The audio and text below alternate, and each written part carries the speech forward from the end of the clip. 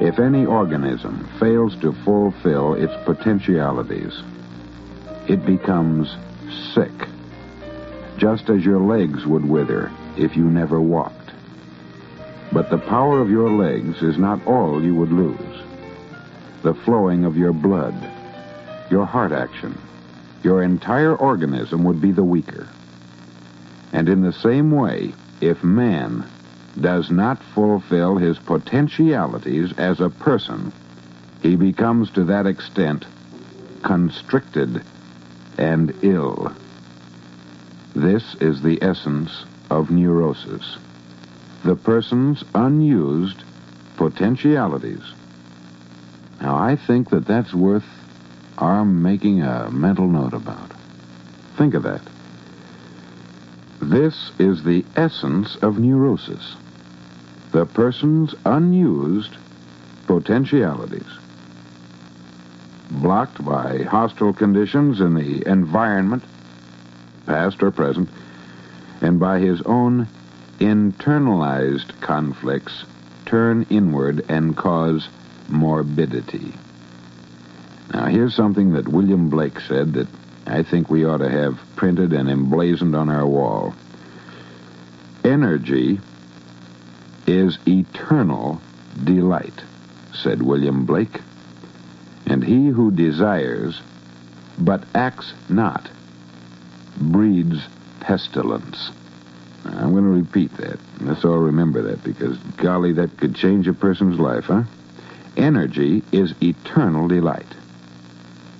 And he who desires but acts not, in other words, does nothing about his desires, breeds pestilence. Kafka was a master at the gruesome task of picturing people who do not use their potentialities and therefore lose their sense of being persons.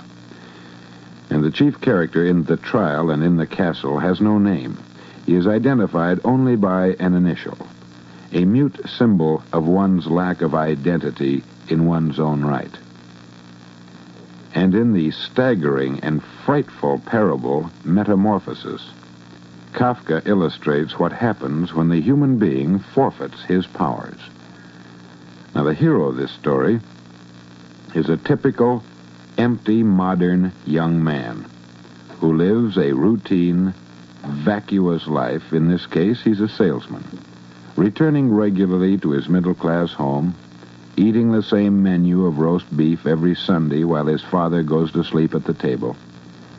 The young man's life was so empty, implies the author, that he woke up one morning no longer a human being, but a cockroach, because he had not fulfilled his status as a man. He forfeited his human potentialities.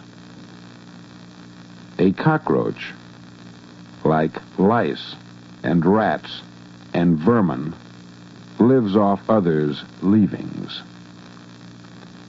It is a parasite, and in most people's minds a symbol for what is unclean and repugnant. Could there be any more powerful symbol of what happens when a human being relinquishes his nature as a person? That's powerful, isn't it? That's what happens to a person when he does not use his potentialities, when he does not use his energy. Because, as William Blake said, energy is eternal delight. And it is. And I really believe, and I think you'll agree with me, that most people, if they don't know that, is because they've never tried. Now, remember what this fine psychiatrist said when he wrote this. If any organism, now that includes the human organism, a human person, fails to fulfill its potentialities, it becomes sick. But to the extent that we do fulfill our potentialities as persons, to the extent that we do fulfill them, we experience the profoundest joy to which the human being is heir. When a little child is learning to walk up steps or lift a box, he'll try again and again, getting up when he falls down and starting all over again. And finally, when he does succeed, he laughs with gratification. And his expression of joy is in the use of his powers. But this is nothing in comparison to the quiet joy when the adolescent can use his newly emerged power for the first time to gain a friend, or the adult's joy when he can love, plan, and create. Plan and create. Joy is the effect which comes when we use our powers. And here's something I liked very much. Joy, rather than happiness, is the goal of life. For joy is the emotion which accompanies our fulfilling our natures as human beings. It is based on the experience of one's identity as a being of worth and dignity, who's able to affirm his being, if need be, against all other beings and the whole inorganic world. This power in its ideal form is shown in the life of Socrates, who was so confident in himself and his values that he could take his being condemned to death not as a defeat, but as a greater fulfillment than compromising his beliefs. Now, we're not trying to imply that such joy is only for the heroic and the outstanding. It is as present qualitatively in anyone's act, no matter how inconspicuous, which is done in an honest and responsible expression of his own powers. Well, now that's the point I wanted to make. This was written by Dr. Rollo May